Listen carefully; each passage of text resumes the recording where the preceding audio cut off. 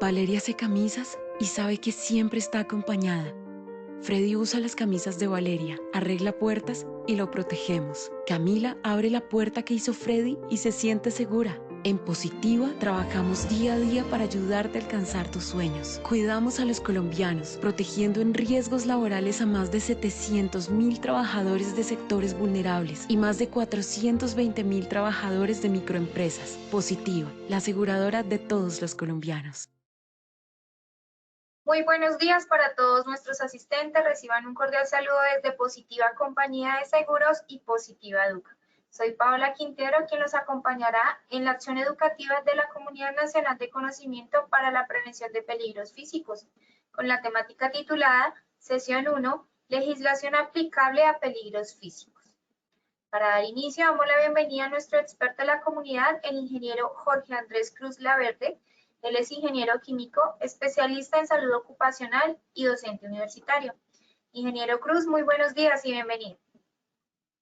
Paola, muy buenos días. Qué placer estar este año 2024 nuevamente con ustedes en esta experiencia de Positiva, formando a sus empresas en la gestión principal de los peligros a intervenir. Y pues esta ruta del conocimiento que ya vengo desarrollando hace un par de años, que es la ruta de los peligros físicos. Este año le hemos querido dar un vuelco a nuestra ruta y no tocar los temas clásicos de ruido, iluminación, temperatura, sino dentro de nuestra ruta hemos querido variar y proponerles para este año 8 temáticas que arrancamos el día de hoy. La primera de ellas es obviamente la legislación y una breve introducción a los peligros físicos, pero en la segunda instancia vamos no a arrancar con la intervención, sino cómo se hace una verdadera gestión de esos peligros. Recordemos que nosotros tenemos un marco dentro de lo que nosotros llamamos un sistema de gestión en seguridad en el trabajo y debemos ver cómo hacemos esa gestión interna. Posteriormente, hablaremos sobre una conversatorio que los vamos a, eso es una innovación de Positiva este año en su ruta del conocimiento y es un conversatorio que dura 3 horas con unos expertos donde vamos a hablar de unas temáticas de intervención y la idea es que sea muy interactivo con nuestros participantes, donde ellos puedan entender mucho más cómo es la intervención, la gestión y demás. Luego miraremos como una tutoría, llamémoslo así, en nuestra cuarta sesión sobre los errores más comunes que nos podemos presentar en los diferentes tipos de industria a la hora de gestionar peligros físicos. Posteriormente hablaremos de controles y esto es muy importante porque si bien es cierto los gestionamos, recuerden que los peligros, la idea es intervenirlos para que el riesgo disminuya. Entonces, ¿cómo se hacen las verdaderas intervenciones bajo la jerarquía del control? Que más adelante hablaremos sobre los peligros físicos. Después, muy importante, ¿cómo medimos eso? O sea, indicadores. ¿Cómo montamos indicadores en la gestión de peligros físicos? ¿Cierto? Luego, recomendaciones técnicas para los trabajadores. Entonces, todo eso, ojo, la intervención, vamos a hablar más en puente y medio. Y aquí vamos a hablar más sobre controles administrativos.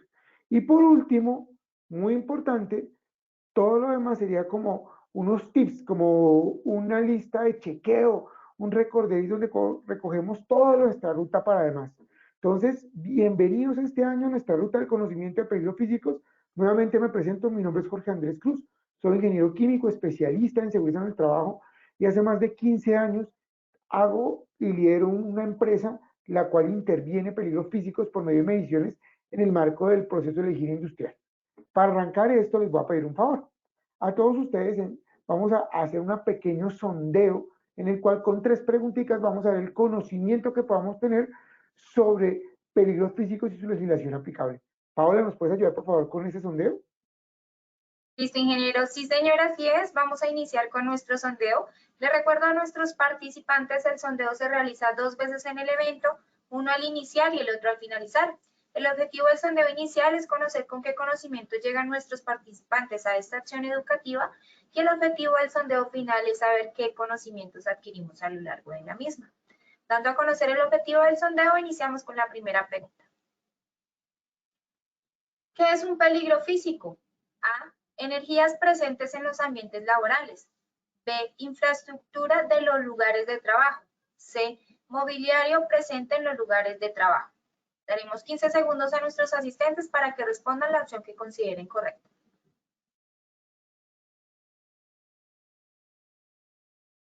Estos son los resultados de la primera pregunta. A, energías presentes en los ambientes laborales, 38%. B, infraestructura de los lugares de trabajo, 54%. C, mobiliario presente en los lugares de trabajo, 8%. Continuamos con nuestra segunda pregunta de este sondeo inicial. ¿Cuál es la ley que emite el Código Sanitario donde se habla de peligros físicos? A, Ley 55 de 1993. B, Ley 9 de 1979. C, Ley 100 de 1993. 15 segundos para que respondan la opción que consideren correcta. Estos son los resultados de nuestra segunda pregunta. A, Ley 55 de 1993, 25%. B, Ley 9 de 1979, 57%. C, Ley 100 de 1993, 19%. Continuamos con nuestra tercera y última pregunta de este sondeo inicial. ¿Cuál es la norma que reglamenta el sistema de gestión de seguridad y salud en el trabajo? A, Resolución 1443 del 2014. B, Decreto 2090 del 2003. C, Decreto 1072 del 2015. 15 segundos para que respondan la opción que consideren correcta. Estos son los resultados de nuestra tercera pregunta. A, Resolución 1443 del 2014, 13%. B, Decreto 2090 del 2003, 7%. C, Decreto 1072 del 2015, 80%. Conociendo así los resultados de este sondeo inicial, le damos el paso a nuestro experto, el ingeniero Cruz. Bueno, con esas preguntas hay dos cosas.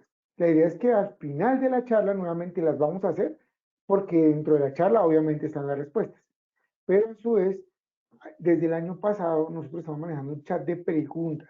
Entonces les va a pedir el favor que si tienen dudas durante la charla de lo que estamos hablando, las hagan por ese medio y con mucho gusto, más o menos en mitad de sesión, hago llamémoslo así, un momento de resolución de dudas y al final, antes del último sondeo, nuevamente hago una resolución de preguntas. Con eso pues vamos a interactuando mejor. Partamos de algo y entonces este año me pareció interesante colocarles una frase y decir que no hay mejor política en la sociedad que perseguir la salud y la seguridad de su gente. Y es verdad. Miren, este oficio es muy noble. A mí me gusta el término, yo soy de la vieja escuela, soy especialista, va a ser casi 20 años, y uno ya se llamaba antes saludista ocupacional. Ahora no sé cómo uno en seguridad en el trabajo, ¿cómo se llamaría? Le dicen CISO, HCE, ¿sí? LSST, pero saludista ocupacional. Si uno quisiera ver el contexto, la seguridad en el trabajo hace parte de la salud pública. Si entendemos el concepto de OMS como salud, salud es el completo bienestar físico, emocional y mental de las personas. ¿Qué quiere decir? Que la seguridad en el trabajo obedece a acciones que eviten que mi trabajo por ocasión, por lugar, por la actividad, por el estilo de mando, por los materiales, por la tarea, afecte la salud del trabajador, se afecte ese completo bienestar. Y eso es lo que nosotros hacemos. Claro, y entonces, ¿cómo lo dividimos? Lo dividimos en peligros y esos peligros los gestionamos. Recordemos que peligro es la condición que tiene el potencial de ocurrir un daño de forma crónica o aguda. Cuando yo hablo de crónica, es a lo largo del tiempo y entonces hablamos de enfermedades laborales, ¿cierto? Entonces, cuando hablamos de ejemplos del túnel del carpo, entonces cuando las personas, digamos, digitan mucho, no se enferman al otro del túnel del carpo, pasan años para que empiecen a generar una enfermedad. Cuando hablamos de agudas, ya estamos hablando de un accidente, entonces una persona que, ejemplo, Dios no quiera, se cae, se tiene una luxación en la rodilla, algo así, queda con alguna enfermedad o alguna patología asociada al evento que presentó. Dentro de este marco, nosotros podemos hablar de que existen peligros de una rama muy bonita que se llama higiene industrial. Entonces les voy a contar así rápido, en este contexto que estamos hablando de hoy, que la seguridad del trabajo, sus peligros o su clasificación de peligros, los abarca en diferentes ramas o en diferentes, llamémoslo así, disciplinas. Entonces vamos a hablar de dos importantes como para guiarnos. La primera es la seguridad industrial que todos conocemos. Todos hablamos de seguridad industrial. ¿Y qué es seguridad industrial? Es toda acción, toda actividad, toda gestión que lleve a prevenir accidentes. Entonces, por eso hablamos, digamos, entre la seguridad industrial, tareas de alto riesgo. ¿Qué son las tareas de alto riesgo? Las tareas que en potencial pueden tener un accidente que consecuencias muy graves, ¿cierto? Y cuando hablamos de higiene industrial, que es la que me corresponde aquí y donde están los peligros físicos, hablamos de los peligros presentes en el ambiente de trabajo, ¿cierto? Que me tengan la posibilidad de generar enfermedad a futuro. Y entonces dentro de lo que uno llama la disciplina de la higiene industrial, por eso nosotros llamamos higienistas industriales, se gestionan tres peligros: físicos, químicos y biológicos. Hay un tema ahí con el peligro químico bien importante, y es que el peligro químico normalmente la concepción tanto de las clasificaciones de peligros internacionales como de GTC 45, que digamos que es la clasificación más típica asumida en Colombia, son los químicos presentes en el ambiente que me pueden generar enfermedad. Entonces, hay veces la gente confunde que, ejemplo, un mal almacenamiento de productos químicos dicen que es riesgo químico y no es así. Es un riesgo locativo con productos químicos. Pero eso es de otra comunidad, de otro área. Simplemente que les decía que esa, porque obviamente en las mediciones ambientales que se hacen en higiene industrial, pues se contemplan los peligros químicos, como ejemplo vapores de gasolina, vapores o polvo como el del carbón, que pueden generar enfermedades sobre todo a nivel respiratorio o que ingresan a nuestro cuerpo por nivel respiratorio. Cuando hablamos de los peligros físicos, entonces hemos preparado una charlita, como decía aquí es una introducción, y pues obviamente tiene estas palabras, estos pasos. Entonces primero pues obviamente la presentación, unas definiciones, vamos a ver de las clases de peligros, la legislación aplicable en Colombia, normas internacionales, vamos a encontrar mucha referencia técnica internacional en este aspecto. Digamos que la higiene industrial puede ser de las cosas más técnicas, o sea, más ingenieriles de la seguridad del trabajo.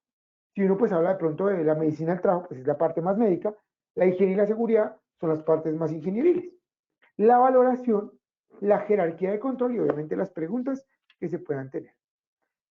En la charla dividimos con los objetivos. Entonces, primero, y digamos que esa es la base de nuestra comunidad siempre, que es apropiar el concepto de los peligros físicos que puedan estar presentes en los diferentes ambientes laborales, identificar cuáles son sus tipos de peligros y cuáles son sus principales características. Posteriormente hemos definido 4 objetivos específicos. Entonces, primero, nuevamente, identificar claramente el concepto de peligro físico. Y esto viene asociado a la primera pregunta de nuestro sondeo. Segundo, ¿cuáles son las claves de peligro físicos? No todos son iguales y vamos a entender un poquito por qué se diferencian o de dónde viene esa clasificación.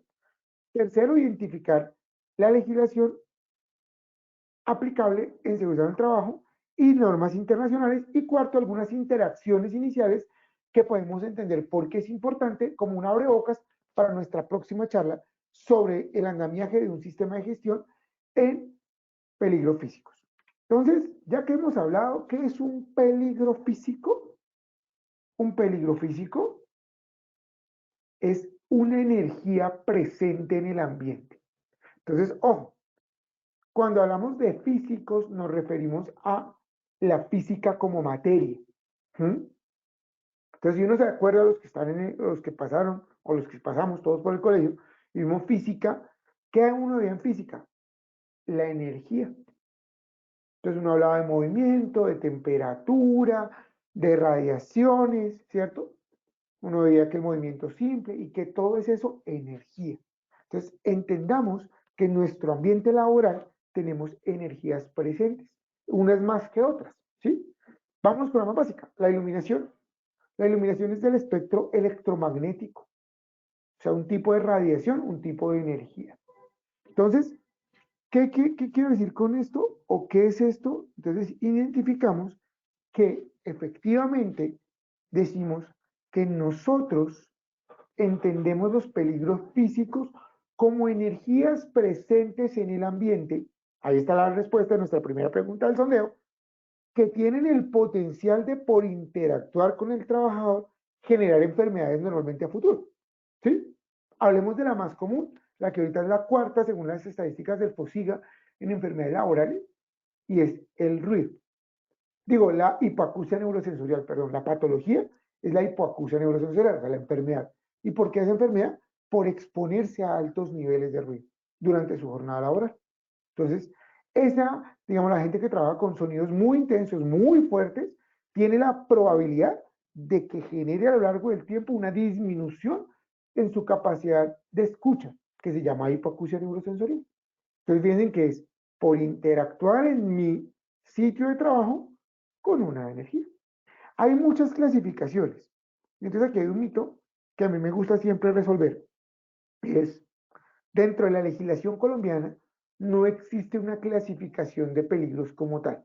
Si uno hablamos, y ahorita vamos a hablar de legislación, ni en la ley novena, ni en la resolución 2400, ni en la resolución 1016 del 89, ni en la 1443 del 2014, ni en la 1072 del 2015, que son, digamos, las 5 grandes legislaciones que tenemos sobre la conformación o el andamiaje de lo que se llama seguridad en el trabajo, me habla de, y esta es la clasificación de peligros. Norman muchos peligros, ¿sí? Hablan de peligros, pero en ningún lado dice, estos son, ¿sí? Y entonces uno puede entender que cualquier empresa, y eso es una sugerencia bien interesante, cuando yo audito muy de vez en cuando un sistema de gestión, pregunto, ¿qué sistema de clasificación de peligros adoptaron? ¿Por qué?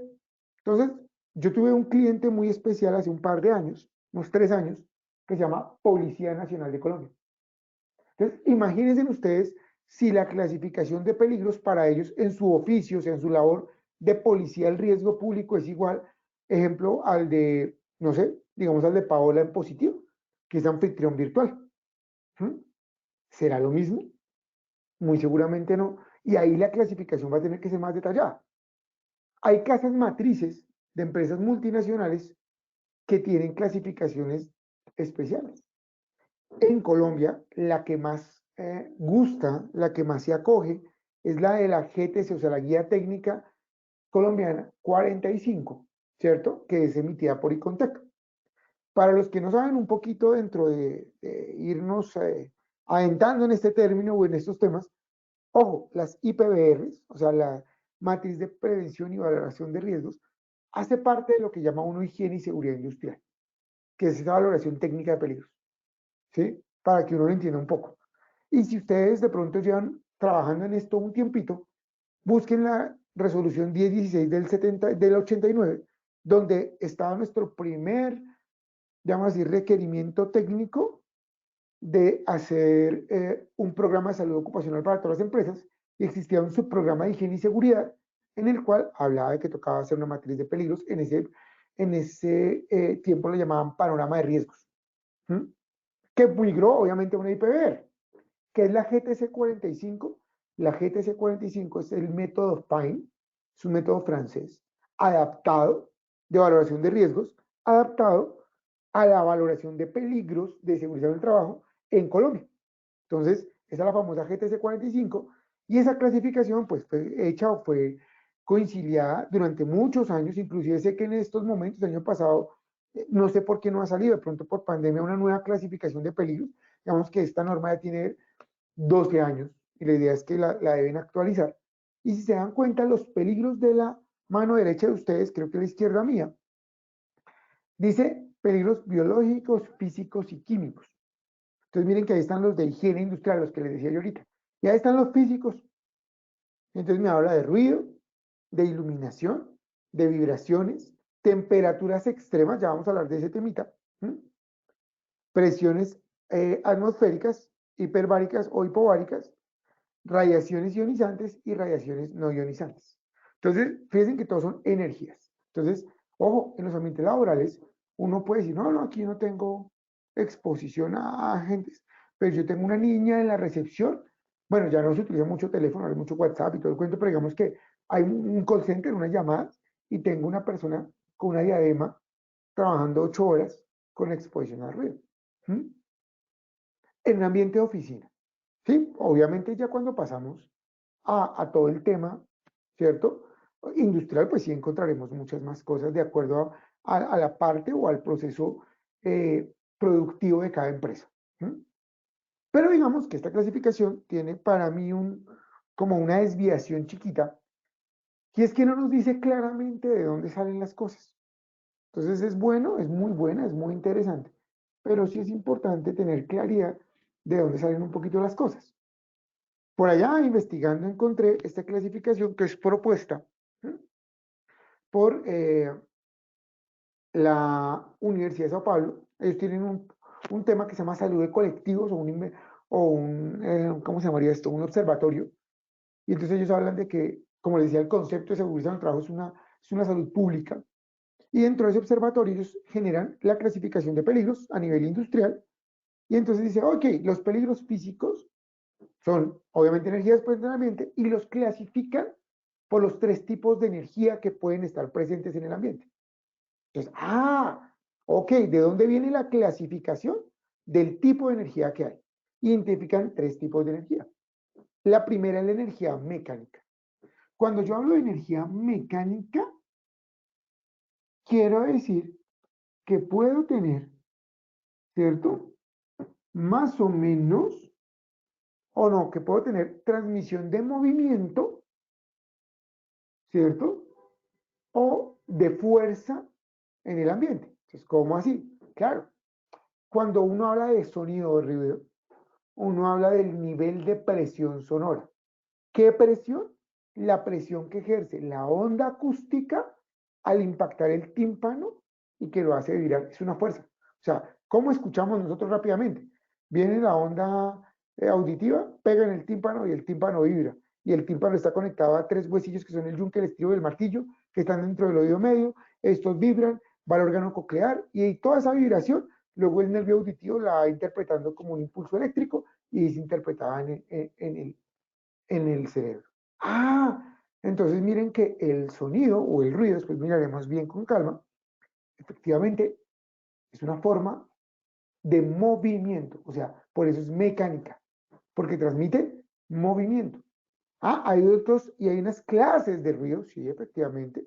Tenemos el ruido continuo. Para mí el ruido continuo, el mejor ejemplo es un motor de combustión, puede ser una planta generadora eléctrica donde si uno se da cuenta del nivel, o sea, la intensidad, lo que suena, es lo mismo. Tenemos ruido intermitente, entonces ya podemos tener, no sé, una pulidora, donde el ruido fluctúa todo el tiempo, o sea, no es el mismo, va variando de acuerdo a muchas características. Tenemos el ruido de impacto, como el de un disparo, o una troqueladora, un aplauso, o sea, un ruido de alta intensidad momentáneo. Y tenemos ruidos de ultrasonido e infrasonido, que tienen que ver con las frecuencias en las cuales se ponen. Para tener un poquito de concepto, ultrasonido puede ser, digamos, el silbido de los perros, que uno no alcanza a escuchar en esas frecuencias, pero si hay un sonido. Y de bajas frecuencias puede ser, digamos, los buffers o los bajos del sonido del carro, que son como, que muchas veces uno no los percibe, pero sí como que lo siente. Ahora, el segundo peligro físico que transmite energía mecánica es la vibración. La vibración, obviamente, es un movimiento ondulatorio de una pieza, de una estructura, que transmite de forma directa o indirecta al trabajador. Entonces, vibrar. Hay 2 tipos de vibración, sí. Está la manobrazo, que es cuando tengo, digamos, un objeto o una máquina como un taladro, y yo hago empuñadura, y obviamente cuando estoy taladrando vibra, y al vibrar pues entra por mi miembro superior e impacta la región dorsal y todos los miembros superiores la vibración. Y también tenemos la vibración segmento corporal o cuerpo entero, que es cuando de forma sedente, o sea, sentada o bípeda de pie, la vibración entra sobre todo por la cadera y los miembros inferiores. Entonces, todo lo que son conducciones fibrocompactadores, montacargas, todo ese tipo de retroexcavadoras, mini cargadores, todo eso podemos decir que es vibración cuerpo entero. ¿Mm?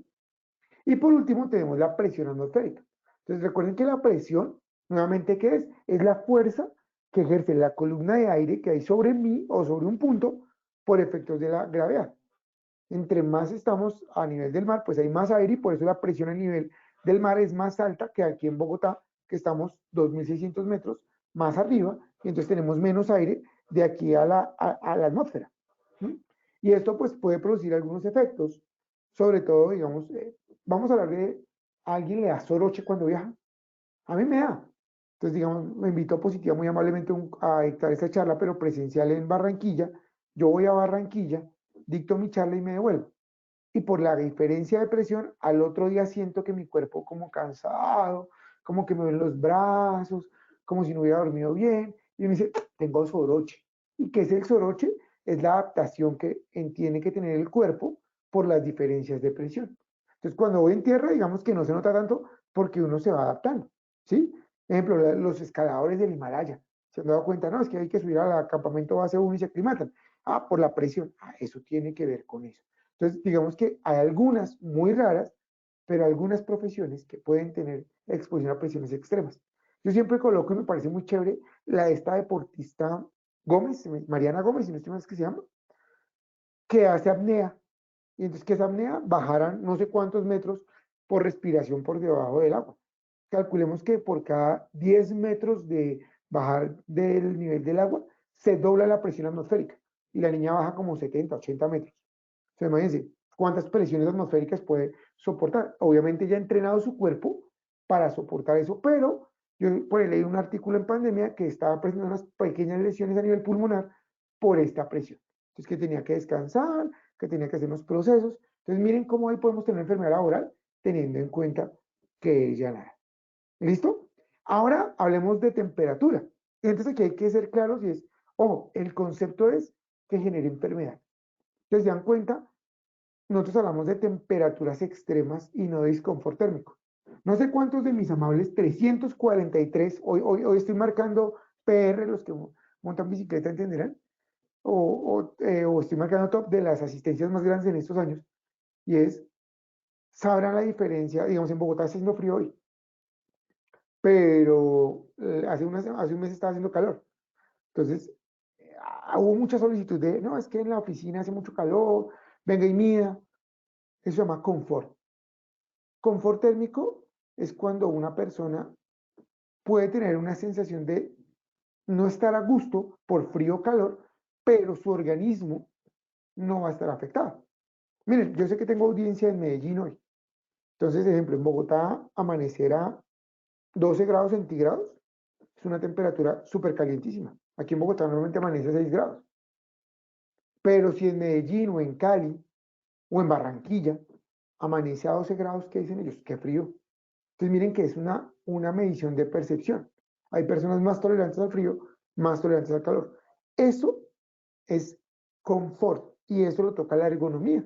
La ergonomía es una ciencia que estudia, como su nombre lo indica, el bienestar o la interacción del trabajador con su ambiente y tiene que ver mucho con la parte ambiental de sentirse bien, pero también pues identifica o aprecia esa parte también que les digo de la temperatura, del ruido confortable, o sea, no me van a quedar sordo, pero no me dejan concentrar, que la iluminación sea adecuada también.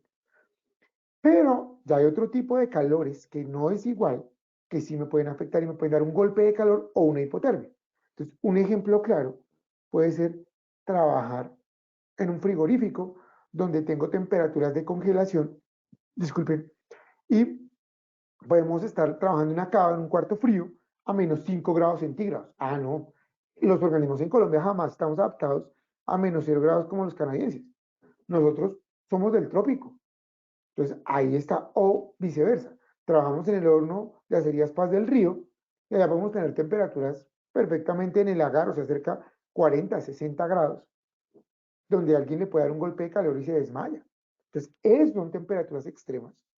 Y eso ha sido un gran interés que ha venido desarrollándose últimamente. De la higiene o los riesgos físicos van delimitados a esas temperaturas extremas, no al confort, no al que por el fenómeno del niño estamos en disconfort, no, sino estamos hablando de esas temperaturas donde realmente puede haber un choque térmico y que la temperatura corporal de la persona puede disminuir para generar hipotermia o tener un golpe de calor y pueden obviamente llegar hasta paros cardiorrespiratorios y morir las personas. Después de las energías térmicas tenemos las energías electromagnéticas. Entonces, ¿qué es eso? Ya es energía pura que se transporta en el ambiente y esta se divide en dos ramas grandes. Unas que son las no ionizantes y otras que son las ionizantes. Entonces, ¿qué tiene que ver esto? Resulta que cuando yo transmito energía por una onda, va mi átomo completo. Y entonces hay un tema que se llama la longitud de onda. A ver si lo tengo acá un segundo. Sí, acá está. La longitud de onda. Entonces, con la longitud de onda, vamos a tener que, a medida que la onda es estable, normalmente tiene la propiedad de que el átomo, la longitud de onda es amplia, entonces el átomo no tiene tanta fuerza y es muy estable. Dentro de eso se llaman radiaciones no ionizantes. Definición de radiación no ionizante, transmisión de energía donde la estructura atómica está completa. Y ahí tiene unos espectros de acuerdo a la frecuencia, es decir, a esa longitud de onda, cuántas veces se repite. Obviamente entre la longitud de onda es más grande, ¿cierto? Se tiende ¿cómo se llama? A disminuir. Mientras que a medida de que la longitud de onda se achica, se achica, se achica, se achica, se achica, obviamente entonces el átomo vibra más rápido, más rápido, más rápido, hasta el punto que se estalla, llamémoslo así, y empiezan a trabajar no la estructura atómica completa, sino pequeños fragmentos. Y eso se llaman radiaciones ionizantes. Ionizantes porque llevan un ion, o sea, un átomo no completo. Dando esto, entonces arrancamos algo muy importante. Y yo digo que son los riesgos del futuro, que son los riesgos del espectro electromagnético de las radiaciones ionizantes, donde tengo campos eléctricos, campos electromagnéticos y comunicaciones. Entonces, digamos, ahora está muy de moda el 5G.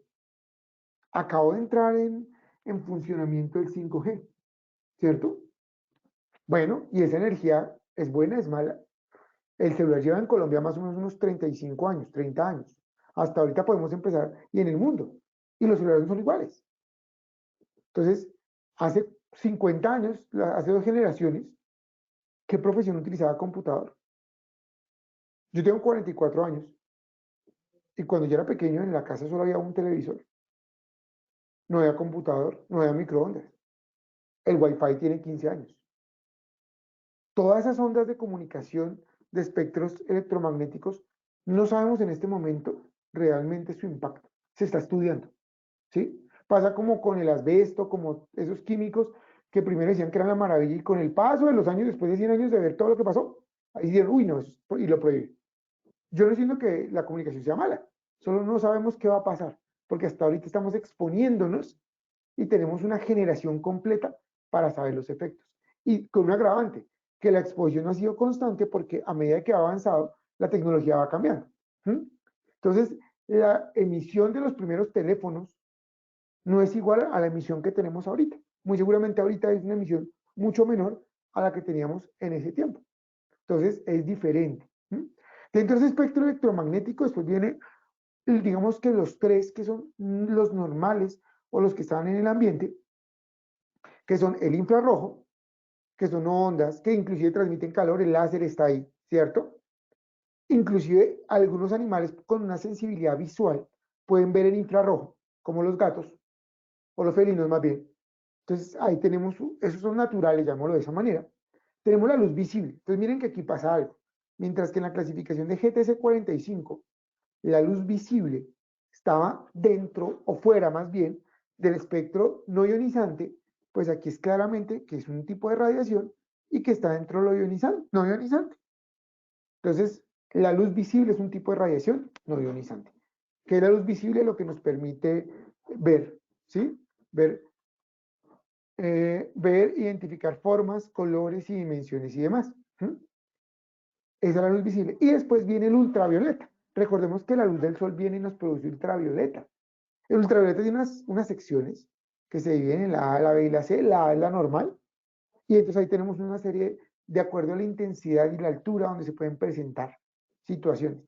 Y llega el UVC, y el UVC es la delgada línea entre la radiación ionizante y la no ionizante. Tanto así que el UVC sirve para esterilizar. No se acuerden que en pandemia uno hablaba de luces que hacen sanitización, la gente que trabaja de pronto con tema de esterilización y demás, utiliza esto, puede utilizarlo para este fin. Entonces ahí tenemos esa esterilización y ahí está, y después ¡pum!, pasa a lo más legislado en riesgos físicos, que es las radiaciones ionizantes. De radiaciones ionizantes tenemos una legislación amplísima, ¿cierto? Hoy vamos a hablar obviamente de la macro, donde tenemos los rayos de acuerdo a su intensidad, alfa, beta y gamma, que obviamente su, digámoslo así, su potestad tiene que ver con la intensidad de los rayos.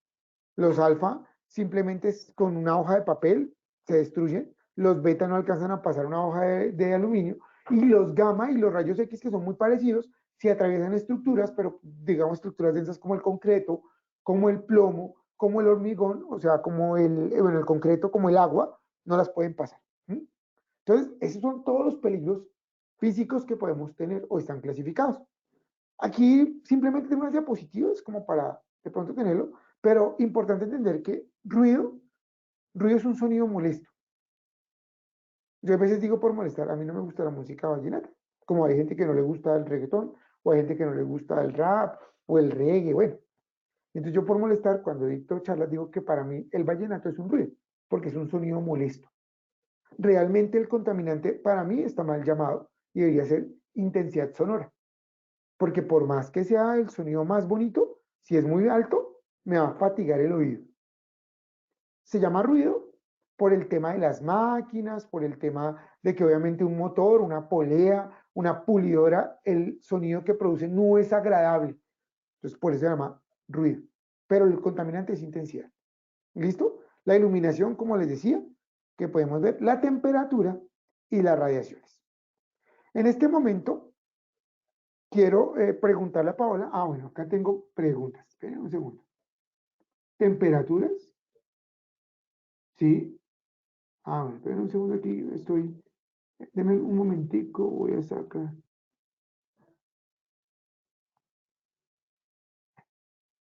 Dice, buen día, ¿a partir de qué temperatura caliente o frío se considera la exposición por altas temperaturas? Excelente pregunta, y mira que esta me la resolvieron hace poquito.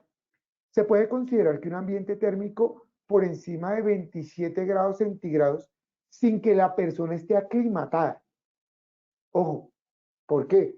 Porque si estoy en Bogotá, tengo 14 grados, 15 grados ambientales, y entro a un hogar de 27, se puede considerar una alta temperatura. Pero si estoy en la costa, en Girardot, en Cali, es una temperatura ambiental. ¿Sí? Entonces ahí hay un tema y es, ojo, la resolución 2400 en su artículo 64, hablando de legislación, me habla del límite permisible y me dice que para Colombia se mide el método WGT, que tiene que ver con la radiación térmica, Wet Bulb Glove Temp, y mezcla valores como la carga metabólica, el tipo de trabajo y la humedad. Este tipo de cosas hace que la persona tenga estrés térmico. En frío se podría considerar de 0 grados, porque el frío es la probabilidad sobre todo de que haya congelación. Como el cuerpo tiene más del 60% en agua, se puede considerar que por debajo de 0 grados puede haber un desequilibrio térmico. Esto no quiere decir que si yo trabajo a 5 grados pueda andar en esqueleto, no, que va a tener un disconfort térmico bastante alto, que si es prolongado, o sea, aquí entra la variable tiempo de exposición, puede haber. ¿Listo? Creo que no tengo más preguntas. Bueno. Esperen un segundo, es que no he podido.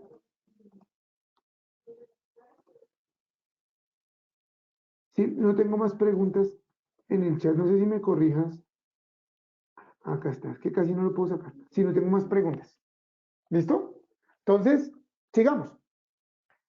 En la higiene hay algo importante para que tengamos, o en los físicos, es que tenemos unos valores de referencia. Yo siempre digo esto, digamos, con el azúcar, con los triglicéridos, que son límites permisibles en los cuales uno en teoría, porque no todos los organismos somos iguales, a partir de ese valor, bien sea una intensidad, o sea, en riesgos físicos, nos hablamos de intensidades, ejemplo, la resolución 1792 del 90, ¿cierto? Nos indica que por encima de los 85 decibeles, con una exposición de 8 horas, miren que ahí está la variable de tiempo nuevamente, puede la persona con el paso del tiempo generar hipoacusia. Pero eso es una barrera, digamos, de tendencia. Más sin embargo, uno debe hacer prevención y aquí hay un tip. El primer tip importante de gestión de esto es hagan controles desde el 50% de ese valor. Después veremos más adelante en nuestra comunidad que el ruido es logarítmico y me entenderán por qué. Y en Gatizo, o sea, en las guías técnicas de seguridad en el trabajo, emitidas por el Ministerio de Salud hace un par de años y en sus GATIS, que es su actualización, hablan que el nivel de acción es 80 decibeles. Entonces, uno en teoría, cuando hace una medición y sobrepasa ese valor de 80, uno dice, ok, aquí hay la probabilidad de que alguien susceptible, ejemplo, porque sufre de tensión alta, porque toma un ototóxico como medicamentos para la tensión, como está expuesto a tolueno, que el tolueno es un químico ototóxico, pudiese tener más afinidad a desarrollar hipoacusia a pesar de que no esté llegando al límite. Obviamente, entre más cerquita, pues más. Y si pasa el límite, pues obviamente ya es. Entonces es importante tener esto porque, y lo tocó antes de todo esto, porque la legislación nos va a dar esos valores de referencia. Entonces, ya después de todo este viaje de conceptos, hablemos sobre legislación un momento. Entonces, efectivamente, lo que nos norma ahorita toda la gestión, tercera pregunta, de nuestro quiz o de nuestro sondeo, es el decreto 1072. ¿Por qué debemos hacer mediciones ambientales y gestión de peligros? Tiene que ver con el, llamémoslo así, el artículo o donde la ley nos pide las IPBRs. O sea, las mediciones ambientales son el punto de partida para la valoración técnica de los peligros físicos, químicos y biológicos. Y lo dice ahí claramente. Y esto, si ustedes lo miran más adelante, en la resolución 312 está amarrado. Que la resolución 312, recuerden que es la de los estándares mínimos, que recuerden que tenemos hasta el 30 de marzo para subir nuevamente los estándares de cumplimiento del año pasado, bajo el cumplimiento de la 312 que nos aplique a cada tamaño de empresa. Entonces dice el artículo, disculpen Leo, 224.615, identificación de peligros, evaluación y valoración de los riesgos.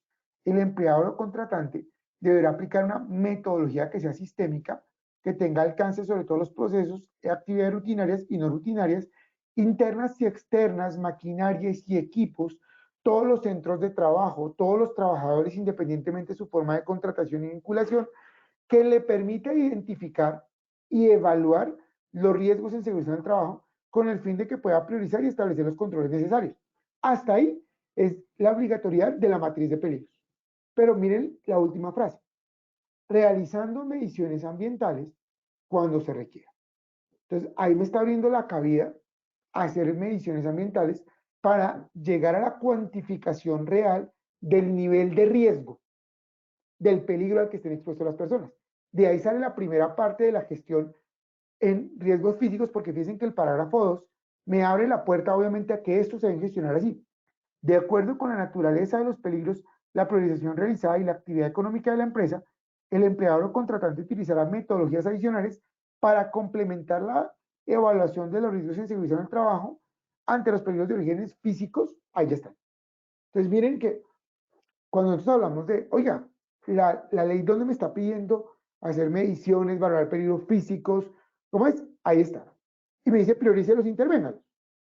Y a su vez, si la empresa lo amerita, el decreto ley 1072 en su artículo 224621 habla de los indicadores que se pueden tener y dentro de los indicadores está pues obviamente el cronograma de actividades anuales. Recuerden que tendremos una charla más adelante de indicadores y aquí miren, cronograma de medición. O sea, la empresa debe hacer esta gestión, adelantándonos un poquito hacia el frente, sobre el ciclo PHBA, planear, verificar, hacer y actuar. Entonces miren que en ese caso estamos nosotros haciendo eso, haciendo una planeación para después habilitar, ¿sí?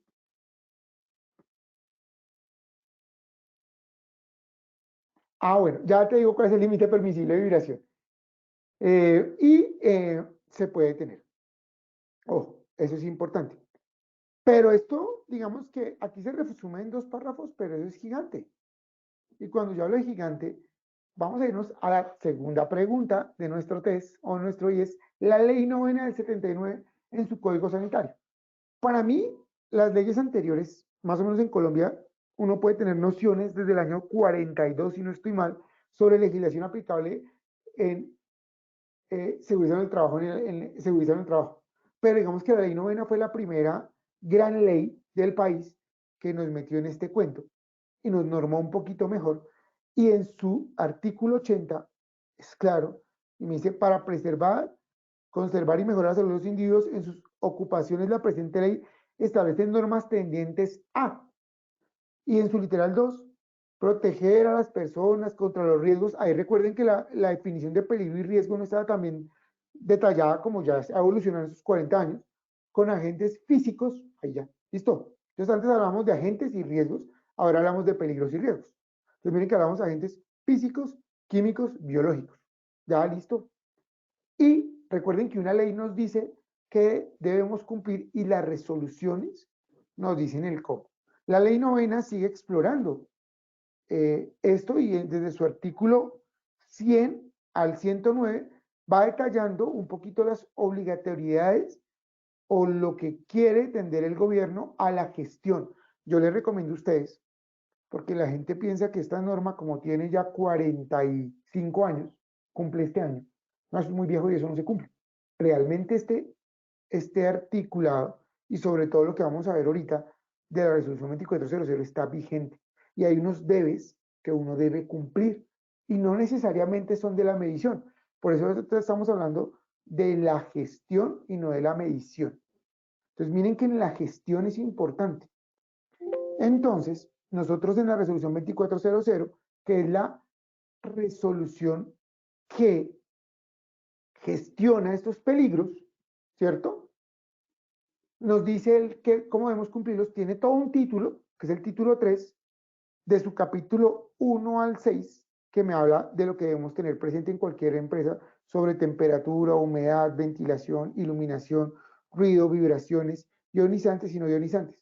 Realmente de ahí para adelante, el único que ha crecido puede ser radiaciones ionizantes y algo de ruido, sobre todo en la resolución 83, 8324 del 83, que me habla de ruido ambiental, porque la resolución 1792 del 90 solo me habla. Mira, ahí voy a responder una preguntita que me acabo de hacer Yuri, Joana Fernández Villota, sobre cuáles son los límites permisibles. Entonces, hay un libro muy bueno, ustedes lo pueden descargar de la página del ministerio, se llama Guía Técnica para el Análisis de Exposición a Factores de Riesgo Ocupacional. Este librito nos sirve como guía para hacer estudios de puesto de trabajo, sobre todo para calificación de enfermedad. Realmente hay muy poca legislación en Colombia. Entonces, para ser concretos, ruido, tenemos resolución 1792 del 90 y tenemos la 8321 del 83, disculpen, que complementa algunas cosas para límites permisibles.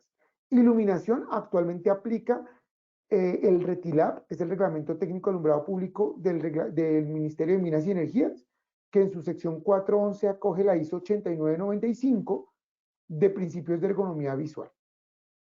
¿Mm? En el RETIE tenemos límites permisibles para campos eléctricos y electromagnéticos en su sección 3,6, si no estoy mal. Y para temperatura, tenemos la resolución 2400, artículo 64, no más.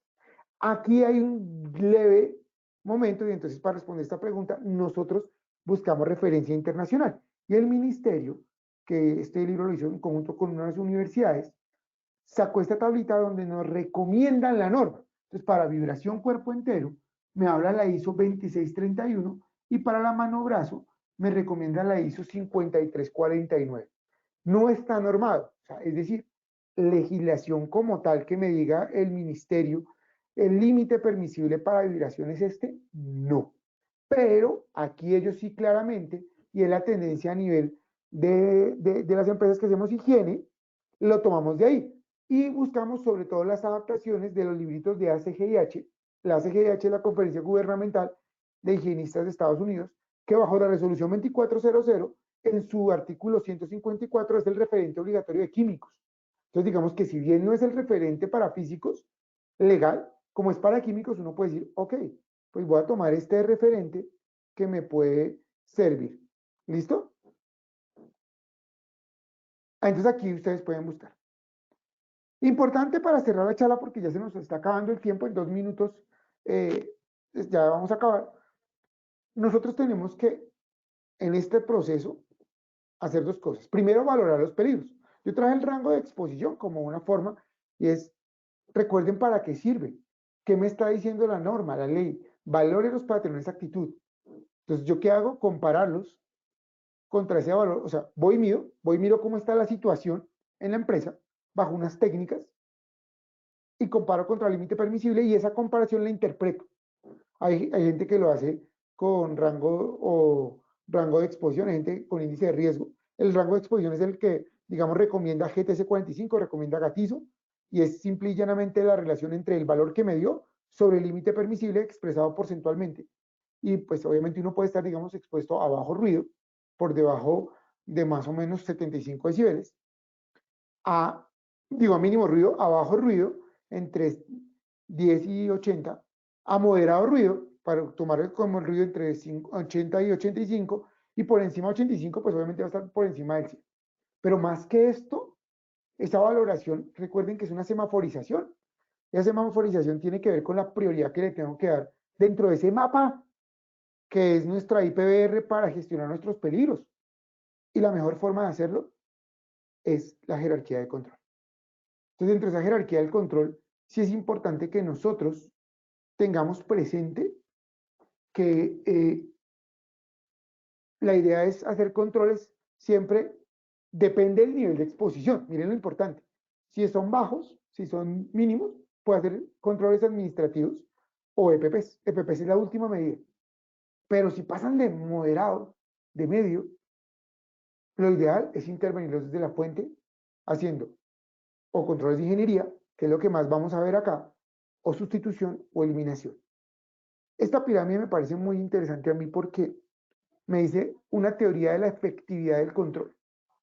Entonces, normalmente nosotros queremos que esos procesos los controlamos por EPPs y dicen, oiga, el EPP solo tiene una efectividad máxima del 25% realmente. Ah, no, vamos a hacer seguimiento biológico, vamos a dar charlas, vamos a señalizar, vamos a procedimentar y me dice que eso máximo llega al 50%. Realmente donde impacta es cuando intervenimos la fuente. Pero, ¿será necesario intervenirla? Porque si el ruido es moderado, es bajo, ¿para qué les voy a insonorizar la planta? Y vale una plata significativa. Y ahí es donde empezamos a ver que esa buena valoración por medio de una buena medición y analizando esos resultados, intervenimos de forma acertada y hacemos una buena gestión. Y ese es el mensaje de la charla de hoy. Primero, que entiendan que los peligros físicos tienen una legislación, o sea, que no es que se los inventaron los de las ARLs o esto, no, hay algo que me está diciendo que hay que gestionarlos, hay que medirlos. Ojo, calificación de enfermedades laborales asociadas a peligros físicos, siempre van a pedir estudios de puesto de trabajo con mediciones. Los estándares no las piden. Y por aparte, tenemos que ver que es, como la norma nos dice, la forma técnica de valorar riesgo para poderlo intervenir en la magnitud adecuada. Entonces, bienvenidos a nuestra comunidad este año. Espero esta charla les haya gustado. No tengo más preguntas en el chat. Entonces, le voy a pedir el favor a Paola que hagamos nuevamente nuestro sondeo para ver cuál fue la apropiación de las personas en esta primera incursión de nuestra gestión en peligros físicos. Sí, señora, así es, ingeniero. Entonces vamos con nuestro sondeo final. Primera pregunta, ¿qué es un peligro físico? A, energías presentes en los ambientes laborales. B, infraestructura de los lugares de trabajo. C, mobiliario presente en los lugares de trabajo. Daremos 15 segundos a nuestros asistentes para que respondan la opción que consideren correcta. Estos son los resultados de la primera pregunta. A, energías presentes en los ambientes laborales, 71%. B, infraestructura de los lugares de trabajo, 24%. C, mobiliario presente en los lugares de trabajo, 4%. Ingeniero, ¿cómo nos fue con esta primera pregunta? Bueno, te cuento que nos fue muy bien, porque efectivamente, ojo, recordemos, físico es energías, viene del estudio de la física, que es el estudio de la energía. Para el tema mobiliario es locativo el peligro, es un peligro totalmente diferente. Entonces, ya viendo que pasamos casi de un 30% al doble, creo que la charla tiene una muy buena efectividad en esta pregunta. Entonces, recuerde, peligros físicos, energías presentes en el ambiente con el potencial de generarme un riesgo. Siguiente pregunta. Gracias, ingeniero. Continuamos con nuestra segunda pregunta. ¿Cuál es la ley que emite el Código Sanitario donde se habla de los peligros físicos? A. Ley 55 de 1993. B. Ley 9 de 1979. C. Ley 100 de 1993. 15 segundos para que respondan la opción que consideren correcta. Estos son los resultados de nuestra segunda pregunta. A. Ley 55 de 1993, 11%. B. Ley 9 de 1979, 82%. C. Ley 100 de 1993, 6%. Ingeniero, ¿cómo nos fue con esta segunda pregunta? Perfecto, mira que más del 90% o casi el 90% de nuestros asistentes indican la respuesta correcta, que efectivamente nuestro código sanitario está respaldado por la ley novena del 79, que como les digo es muy vigente y recuerden algo importante, que está normada o está reglamentada por la resolución 2400 y la gestión en peligros físicos es el título 3, para que porfa les recomiendo echen en un ojito. Siguiente pregunta, Paola. Listo, ingeniero, muchas gracias. Damos paso a nuestra tercera pregunta. ¿Cuál es la norma que reglamenta el sistema de gestión de seguridad y salud en el trabajo? A. Resolución 1443 del 2014. B. Decreto 2090 del 2013. C. Decreto 1072 del 2015. 15 segundos para que respondan la opción que consideren correcta. Estos son los resultados de nuestra tercera pregunta. A. Resolución 1443 del 2014, 7%. B. Decreto 2090 del 2003, 4%. C. Decreto 1072 del 2015, 88%. Ingeniero, ¿cómo nos fue con esta tercera pregunta? No, muy bien, yo creo que la gente tiene muy claro que pues obviamente actualmente la legislación, digamos el decreto de 72 unificó una cantidad de normatividad que había en seguridad en el trabajo y obviamente es importante por lo que acabamos de ver, que es como la base fundamental en un solo artículo, incluso se dieron cuenta de por qué la importancia de las mediciones ambientales y la gestión en peligros físicos. Paola, muchas gracias por el espacio. A todos los invito nuevamente para que nos veamos el próximo 4 de abril para empezar a hablar sobre programas de gestión en peligros físicos. A ustedes que tengan un excelente resto del día. Paola, muchas gracias y a Positiva por el espacio. Nos vemos en la próxima. Ingeniero, muchas gracias por tu intervención y por compartir con nosotros esta información tan valiosa. Nos veremos en una próxima oportunidad. De igual forma, agradecemos a todos nuestros asistentes por su conectividad y participación. Los invitamos a conocer nuestro Centro Virtual de Enseñanza y Aprendizaje Posipedia, www.posipedia.com.co, donde encontrarán todas nuestras comunidades de conocimiento y mucha más información para que sigan conectados con nuestro plan multimodal de educación en seguridad y salud en el trabajo. También queremos invitarlos a descubrir todas las acciones educativas que tenemos para ustedes en www.posipediatalleresweb.com. Recuerden que el certificado de este evento web se generará para todos nuestros afiliados de 1 a 8 días hábiles después de terminar esta acción educativa. Los dejamos con el siguiente audio coaching. Que tengan un excelente día.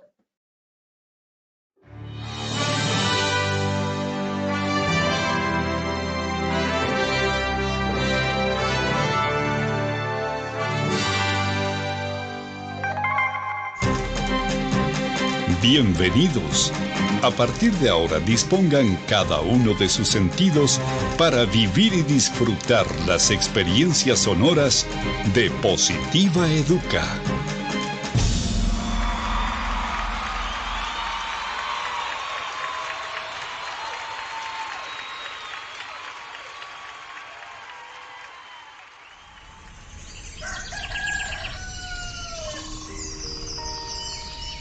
Llega un nuevo día. Abro mis ojos y la luz del sol me saluda alegre diciendo con todo el brillo de su voz que una nueva oportunidad ha comenzado para mí. Que todo lo que pasó ayer se quedó solo en el ayer. Que lo dicho y lo hecho nunca podrán repetirse de la misma manera. Por eso, de nada servirá que me desgaste pensando en si lo pude haber dicho mejor o hecho mejor.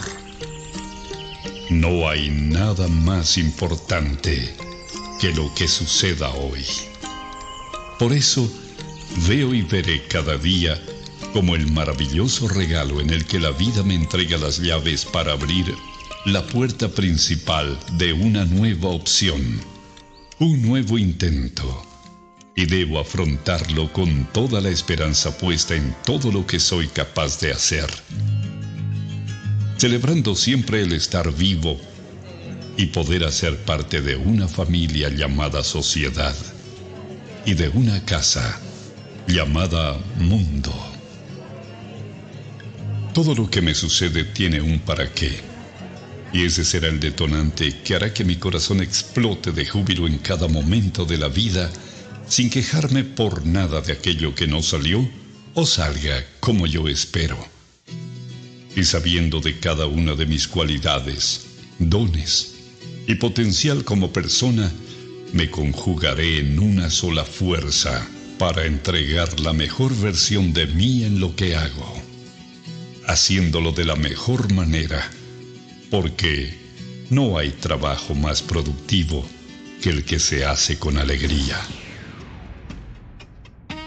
Pensando en ello, mi primera herramienta será mi fuerza de voluntad, sabiendo que ella es el cimiento que hará que levante inmensos sueños. Porque si el trabajo me otorga pan y sustento para mi cuerpo, también es medicina para mi alma. Cuando escogí lleno de ilusión el trabajo que quería hacer y a lo que quería dedicarme en mi vida, también decidí hacer lo que más me gusta. Así comprendí que solo haciendo el trabajo que me gusta, celebraré la dicha de estar ocupado. Creo en mí y sé que soy capaz de alcanzar lo inalcanzable, siempre y cuando la firmeza de mis pasos me cuide de no pisotear a los demás. En ello tengo puesto cada uno de mis sentidos.